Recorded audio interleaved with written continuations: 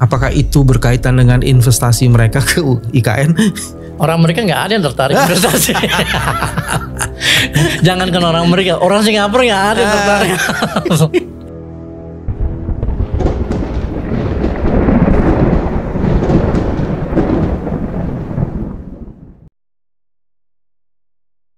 Assalamualaikum warahmatullahi wabarakatuh. Pada video kali ini kita akan melihat perbincangan antara Bung Bambang Wijayanto dan juga seorang profesor yang lulusan dari Institut Teknologi Bandung yang menyelesaikan program doktornya di Rensselaer Polytechnic Institute New York, Amerika Serikat pada bidang sosiologi teknologi. Pada kali ini mereka akan berbicara tentang IKN dan investasi ya. Biasa keren. Walaupun yang lebih keren lu kayaknya. Tumben nih mau kemana nih? Mau tadi, ada acara lain? Ya tadi saya ketemu sama orang dari Amerika gitu. Jadi kita bahas. Ada meeting lah tadi, academic meeting gitu. Apakah itu berkaitan dengan investasi mereka ke IKN? Orang mereka nggak ada yang tertarik investasi. Jangankan orang mereka, orang Singapura nggak ada yang tertarik. Nggak ada orang Amerika, apalagi pusing dengan apa namanya rencana pembunuhan. Aduh, presidennya ditembak. Kacau banget mereka tuh.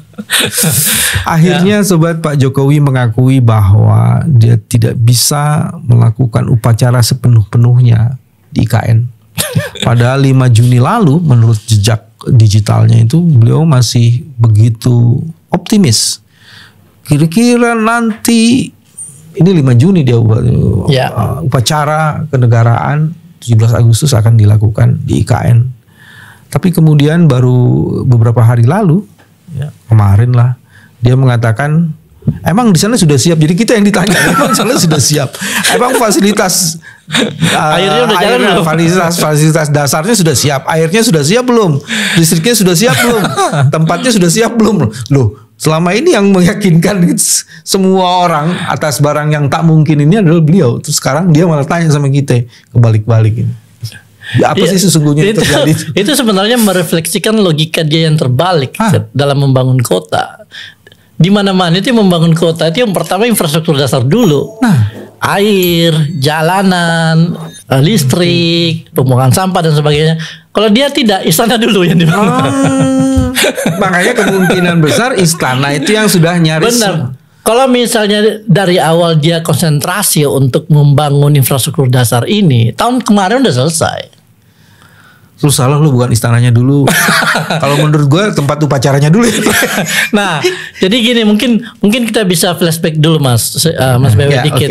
Sekitar akhir 2021 pada saat undang-undang IKN itu sedang digodok oleh DPR dengan sangat tergesa-gesa dan akhirnya disahkan dalam waktu 42 hari. Dan pada saat itu Pak Jokowi itu udah senang banget kan, dia sangat excited, terus dia udah bayangkan wah 2024 nanti bulan Juli saya itu sudah berkantor di sebuah gedung megah, ya kan. Lalu kemudian orang-orang kementerian juga sudah bekerja di kantor-kantor yang sudah disiapkan. Lalu kemudian ASN-ASN yang ikut dengan saya udah tinggal dengan nyaman di perumahan yang disiapkan juga gitu. Dan ketika tanggal 17 Agustus 2024 saya akan menyelenggarakan upacara kemerdekaan di IKN yang ditonton oleh jutaan penduduk Indonesia dan mata dunia. Coba bayangkan gitu. Dan disitulah titik dimana secara resmi IKN menjadi ibu kota baru.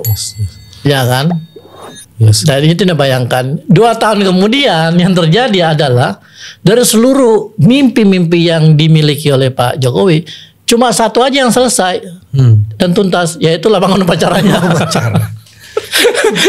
Istananya belum selesai, kantor kementerian belum selesai, perumahan ASN masih setengah, jalannya masih berlumpur, jalan tolnya masih setengah terpotong-potong, ya kan, bandaranya juga masih dilapis beton. Jadi ada sebuah ironi sebenarnya, karena kita tahu dalam 2-3 tahun terakhir Pak Jokowi itu mungkin menghabiskan waktu dan energi sekitar 30% untuk mewujudkan ambisi dia membangun IKN.